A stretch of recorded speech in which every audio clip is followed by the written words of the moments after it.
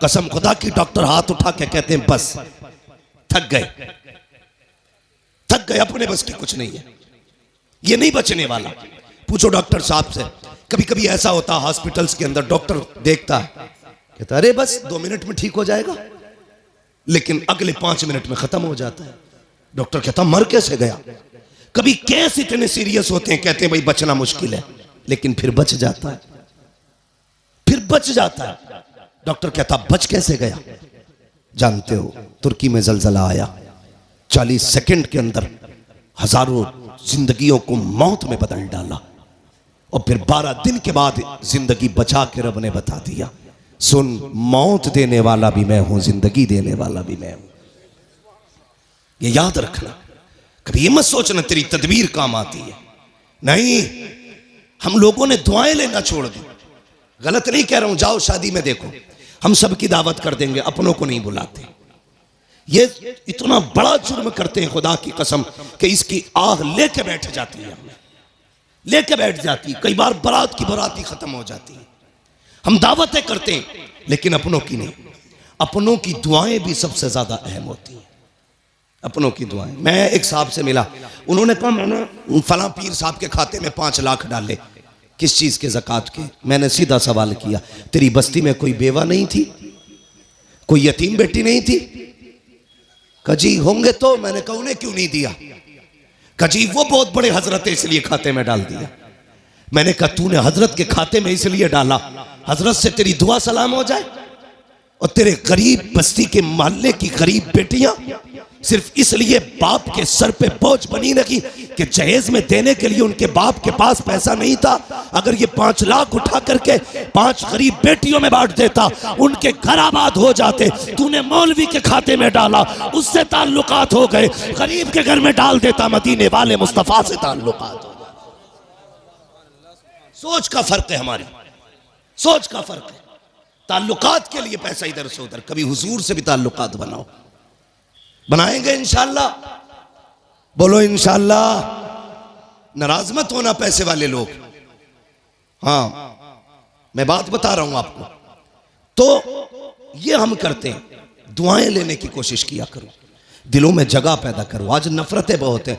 एक गांव 10 खानदानों में बटा, एक खानदान 10 नामों में बटा है, और फिर एक घर 10 झगड़ों में बटा है। एक कोई नहीं है जिसके अपने घर में इत्तेफाक नहीं ना, वो चौराहे पे बैठ के पूरे देश की हुकूमत चला देता बैठे बैठे। अब क्या किसकी आ रही है? कांग्रेस की। फलां में किसकी बनेगी? मायावती की। हो किसकी बनेगी? बीजेपी की। तू अपना घर संभाल, देश संभालने की बातें कर रहा है। हाँ, थाली लोग, फालतू लोग बैठे बैठे देश चला रहे। नहीं, अपने आप को संभालो, अपना परिवार संभालो, खुद को संभालो, मोहब्बतें बांटो। मैंने कहा था कभी कभी दवाएं वो नहीं करती जो दुआएं कर जाती हैं। दुआएं लेने की कोशिश करो। 500 रुपए देगा, कहेगा मुफ्ती साहब दुआ कर दियो। अच्छा, 500 रुपए में ये कह रहा दुआ कर दियो, हो गई दुआ? मैंने कर भी दी, चल अल्लाह तेरा भला करे। यही दुआ है? दुआ कराई नहीं जाती, दुआ खुद ब खुद की जाती है। कहा नहीं जाता, जो दिल से दुआ निकले वो असल दुआ होती है, वो असल दुआ होती है। वो कोई लेता ही नहीं, उसका मसला ही कोई नहीं। अमेरिका पहुंच गए साहब, पैसा कमाया, मिलियन नहीं बिलियनों पैसा कमाया, बिलियनों। लग गई बीमारी कैंसर की, इलाज कराया, पैसे का घमंड था। डॉक्टर ने कहा क्या हाल है? साहब तबीयत ठीक नहीं है। चेकअप हुआ, डॉक्टर ने कहा 2 महीने का मेहमान है, मरने वाला है, जाओ फैमिली के साथ रह ले। हम कब पलटते हैं खुदा की तरफ? जब दुनिया लाइलाज कर देती है। जब डॉक्टरों ने कह दिया 2 महीने जिएगा बस, लौट जा, आ गए पलट के, सर पकड़ के बैठे, बड़ा परेशान हूं। कहा यार डॉक्टरों से तो इलाज करा लिया, किसी मौलवी के पास भी चला जा। फिर आया, कहने लगा हजरत जी कोई तावीज है? क्या हुआ? का ब्लड कैंसर है। डॉक्टर कहते 2 महीने का मेहमान है, मरने वाला है, सारा खत्म हो गया। उन्होंने कहा कहां के रहने वाले? का फला मुल्क का। कहा अमेरिका कितने साल से? का 35 साल हो गए। कितना पैसा कमाया? बहुत। अपने मुल्क कब गए? का याद नहीं है। बहरहाल 25 साल से ऊपर हो गए। उन्होंने कहा सुन एक काम कर, अपने मुल्क वापस चला जा, अपने रिश्तेदारों को 1 महीने तक दावत खिला। पलट के आया, 1 महीने तक दावत खिलाई। उसके बाद पलट के गया, जब चेकअप कराया तो ना कोई बीमारी थी ना कैंसर था। डॉक्टर कहने लगा यार ये कैसे ठीक हो गया? उसने कहा अब तक तेरा इलाज था, 1 महीने से मदीने वाले का इलाज चल रहा है। 1 महीने से मदीने वाले का इलाज चल रहा है। मैंने पहले कहा था कि जो दवाएं नहीं करती है वो दुआएं कर जाया करती है। आ तुझे मुस्तफ़ा की चौखट पे लेके चलूं। मेरे हुजूर के बहुत गरीब सहाबी है, इतने गरीब सहाबी कि कभी कभी खाना मिल जाता, कई कई दिन तक फाके हो जाया करते थे। एक दिन हुजूर की बारगाह में आए, अल्लाह अकबर, अखलाक करीमा देखो मेरे हुजूर का। अपने हर गुलाम से खैरियत पूछते थे। आज तो बाप बेटे से खैरियत नहीं पूछता, भाई भाई से खैरियत नहीं पूछता। इन मोबाइलों ने आग लगा रखी है। एक दस्तरखान पे 5 भाई बैठे हैं, किसी को पूछने की फुर्सत नहीं है, सारे मोबाइल में डूब जाया करते हैं। मैं कहता हूँ यार अपनों को वक्त दिया करो, घर में आ जाया करो, फ्लाइट मोड डालो मोबाइलों पर और अपनों से बैठ करके खैरियत पूछा करो। पता 8 दिन से तू कहाँ था, तूने क्या किया है, हाल चाल पूछ लिया करो। हम तो घर में गए तब मोबाइल है, सफर में गए तब मोबाइल है, मार्केट में गए तब मोबाइल है। इस मोबाइल ने बेगाना बना दिया है। बाप बेटे से खैरियत पूछने वाला नहीं, बेटा बाप से खैरियत पूछने वाला नहीं। आप मेरे नबी की चौखट पे चल। सरकारे दो आलम की बारगाह में जब गरीब सहाबी आए, आका फरमाते मेरे सहाबी क्या हाल है। अल्लाह अकबर, लहजा इतना प्यारा कि कुर्बान होने को जी चाहता था। क्या हाल है? कहते हैं या रसूल अल्लाह, हर हाल में अल्लाह का शुक्र है। बस यूं समझ लीजिए, कभी खा लेते हैं, कभी नहीं खाते हैं। जब मिल जाता है तो शुक्र करते हैं, जब नहीं मिलता है तो सब्र कर लेते हैं। अल्लाह अकबर, हुजूर ने गुलाम की ये बातें सुनी है, चश्माने नबुव्वत में आंसू आए, जैसी आंखें भर आई हैं। इतने में जिब्रील आ जाते हैं, या रसूल अल्लाह, ये जो गुलाम बैठा हुआ है बस ये कल ज़ोहर तक का मेहमान है, कल ज़ोहर तक इसका इंतकाल हो जाना है। इतना सुनना था, नबुव्वत वाली आंखें भर आई, चश्माने नबुव्वत बरसी। मेरे नबी ने गुलाम से नहीं कहा था कि तू कल तक का मेहमान है, बल्कि उससे फरमाते हैं मेरे गुलाम बता तो सही, तेरी जिंदगी में कोई ऐसी ख्वाहिश है जिसे तू चाहता था और वो ना हो सकी हो। अल्लाह अकबर, गुर्बत का अंदाजा लगाना। जब मेरे नबी ने इतना कहा था, बता तो सही, कोई ख्वाहिश हो तो पूरी की जाए। ये नहीं कहा कल तक का मेहमान है। मुस्तफ़ा फरमाते हैं बता तो सही, तेरी कोई ख्वाहिश हो तो पूरी करूं। आका ने इतना कहा, गुलाम के जुमले सुनना प्यारे, जो होटलों में 2000 का खाने के बाद और एक भूख का खाना फेंकने वालों, खड़े होकर के शादियों में खाने दे करके कुत्तों की तरह खिलाने वालों और कई लोगों का खाना दावतों में फेंकने वालों, जरा दिल संभाल के मेरी बात सुनना। खुदा ने दिया है, शुक्र अदा किया करो। मेरे नबी ने कहा था रोटी की कदर करना, अगर ये चली गई तो हाथ नहीं आएगी। रिस्क की इज्जत किया करो, कदर किया करो। ये तो हुजूर का करम है जो दस्तरखान समेटे नहीं गए हैं। ये मुस्तफ़ा का करम है जो चेहरे बिगाड़े नहीं गए हैं। ये तो आका का करम है जो जमीन फाड़ी नहीं गई है। ये मुस्तफ़ा का करम है जो शक्लें बिगाड़ी नहीं गई है। अगर आका का करम ना होता तो चेहरे बिगाड़ दिए गए होते, आका का करम ना होता दस्तरखान उठा दिए गए होते, मुस्तफ़ा का करम ना होता फाके मार दिए गए होते। आज जो बेहिसाब रोटी मिल रही है ये मेरे नबी का सदका है, बेहिसाब रिस्क मिल रहा है ये मुस्तफ़ा का सदका है। आका के सहाबी ने कहा था या रसूल अल्लाह, एक ख्वाहिश है, एक ख्वाहिश है, एक ख्वाहिश है, बता कौन सी? तो उसने कहा था आका, आज तक जिंदगी में मैंने कभी मीठा नहीं खाया है, सुना के मीठी भी कोई शय होती है। आका मेरा जी चाहता है जिंदगी में एक बार मीठा खाने मिल जाए। इतना सुना है, मेरे नबी ने कहा उस्मान को बुलाया जाए। उस्मान गनी आ जाते हैं, कहते दूसरी ख्वाहिश बता। उसने कहा या रसूल अल्लाह, गरीब हूँ, निकाह नहीं हुआ है। कहा किस लिए? कहा कोई गरीब समझ के बेटी नहीं देता है, इसलिए मैंने आज तक निकाह नहीं हुआ। आका मेरा भी जी चाहता है काश मेरा भी निकाह हो, मेरी भी बीवी हो। या रसूल अल्लाह, कभी कभी अरमान जागते हैं, दिल ये कहता है जब दुनिया सो रही हो और रात का आधा हिस्सा गुजर चुका हो, आका उस वक्त में मेरी बीवी भी हो और मैं भी हूँ, दोनों मुसल्ले पे खड़े हो, वो भी रो के रब को मनाती हो, मैं भी रो के रब को मनाता रहूं। आका बस इतनी ख्वाहिश है, एक तो मीठा मिल जाए, दूसरा मेरा निकाह हो जाए। नबुव्वत वाली आंखें बरस रखी है। फरमाया बता तेरी नजर में कोई बेटी हो तो बता। उसने कहा जी या रसूल अल्लाह, मेरे चचा सात बहन है, लेकिन मेरा चचा गरीबी की वजह से मुझे देखना नहीं चाहता।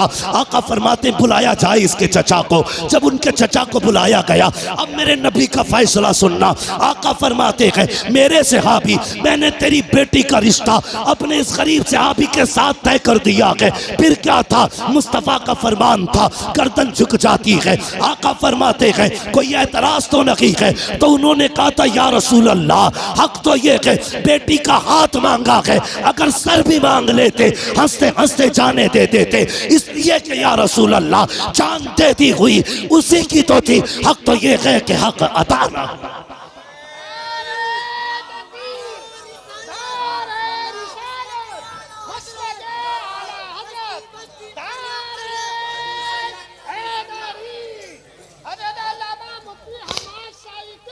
शुक्रिया भाई। सुने ये फैसले, मेरे नबी का प्यार। भाई रोटी की इज्जत कर, कदर कर इसकी। ये कच्ची पक्की तोड़ के न फेंका कर।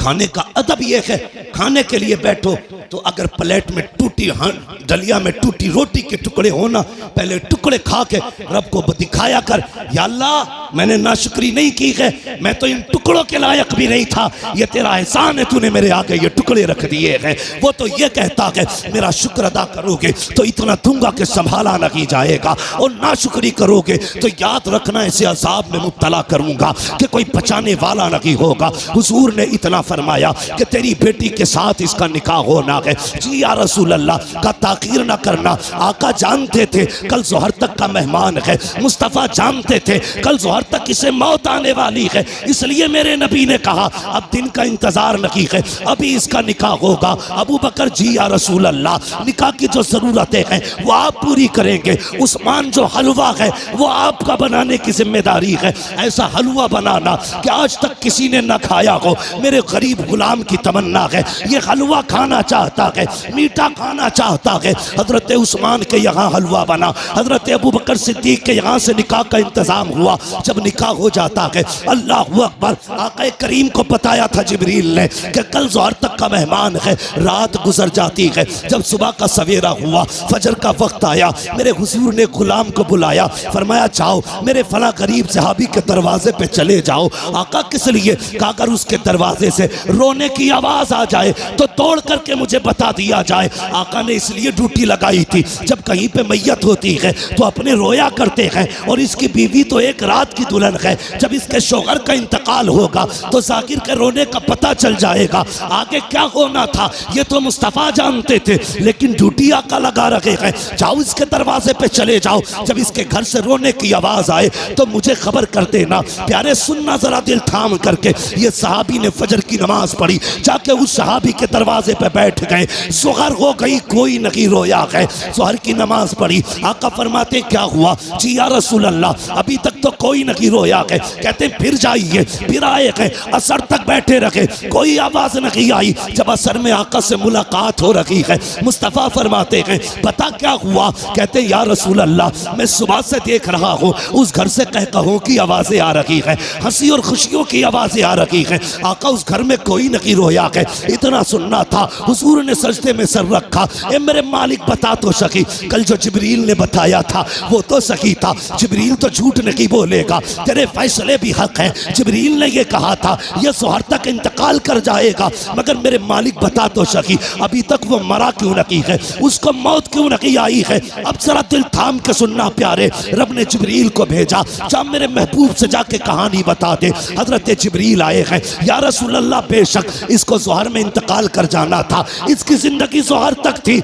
लेकिन या रसूल अल्लाह जब मगरिब के बाद का वक्त आया, इसने नमाज अदा की, ईशा का वक्त आने वाला था, इसने नमाज ईशा की भी अदा की ईशा के वक्त में। उसके बाद बीवी को बुलाया, दस्तरखान बिछाया, या रसूल अल्लाह वो मीठा जो जिंदगी में कभी नहीं खाया था आज पहली बार दस्तरखान पे रखा है, सामने बीवी बैठी हुई है, बहुत कुछ हो रहा है कि सामने बीवी भी है, दस्तरखान पे मीठा भी है। मेरे आका ने मेरी दोनों जरूरतें पूरी कर दी है, ये देख के मुस्कुरा रहा था। इतने में या रसूल अल्लाह दरवाजे पे आवाज आ जाती है कोई जो खुदा के नाम पे कुछ दे दे। जिब्रील कहते हैं या रसूल अल्लाह, जब खुदा के नाम का उसने सवाल किया, इसने एक नजर बीवी के चेहरे पे डाली, दूसरी नजर अपने हलवे पे डाली। वो मीठा जिसके लिए जिंदगी भर तरसता रहा था उसे देखा है। बीवी से कहता शरीक हयात, खुदा ने तेरी जैसी बीवी दे दी है, अब और क्या कमी रह गई है। दरवाजे पे रब के नाम का साइल आ गया है, अगर तू कहे तो ये हलवा उसके हवाले कर दो।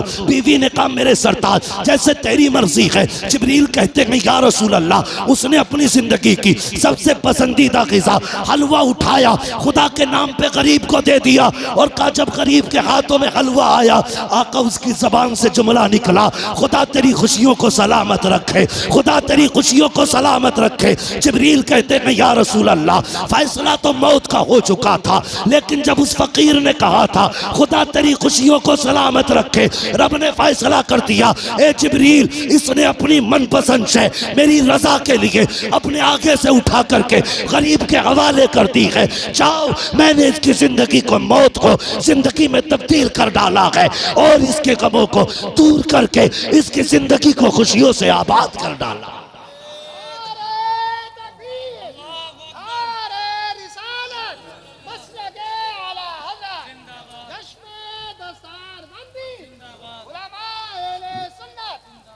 भाई कभी कभी दवाएं काम नहीं करती जो दुआएं काम कर जाती है। हिस्सा रखा करो अपने पैसे में गरीबों का। अगर गाड़ी गड्ढे में गिरने से बच जाए, ये मत सोचना तेरी तदबीर बचा के ले गई, नहीं, ये समझ लेना किसी की दुआओं ने आके सहारा लगा दिया है। हाँ, किसी की दुआओं ने सहारा लगा दिया है। इसलिए बदलो अपने आप को, बदलो। अपने पैसे में रब के नाम पे मांगने वालों का हिस्सा रखा करो और हर चीज तदबीर से नहीं, दुआओं से भी हासिल किया करो।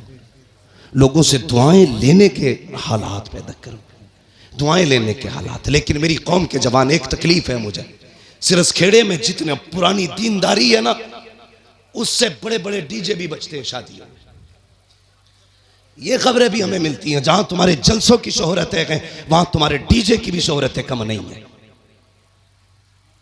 कौम तबाह हो गई भाई। क्या एक निकाह करने के लिए सिर्फ इतना है, पूरी शादी में निकाह सुन्नत है, बाकी कितने काम सुन्नत वाले करते हैं। 7 दिन पहले से अम्मा ढोल लेके बैठ जा रही है। एक दिन रात में गुजरा, 3 बजे मैंने देखा लड़कियां आ रही। हम लोग तो रातों में अक्सर चलते हैं। मैंने कहा ये क्या मसला, मौत हो गई क्या? कि नहीं, परमल बटे। मैंने ये क्या मसला? कहा नहीं, गीत थे, फला के घर शादी है तो 3 बजे परमल बट रहे। इससे अगर ईशा के बाद कह दो या मगरिब बाद कह दो सूरह वाक़िया पढ़ ले तो कहेगी आंखों में दर्द हो रहा, परमल लेने 3 बजे जागी। ढोलकों ने तबाह कर दिया। जानते हो, इन चीजों ने हमें हुजूर से दूर कर दिया है। तेरे कदमों में जो है गैर का मुंह क्या देखे, कौन नजरों में चढ़े देख के तलवा तेरा।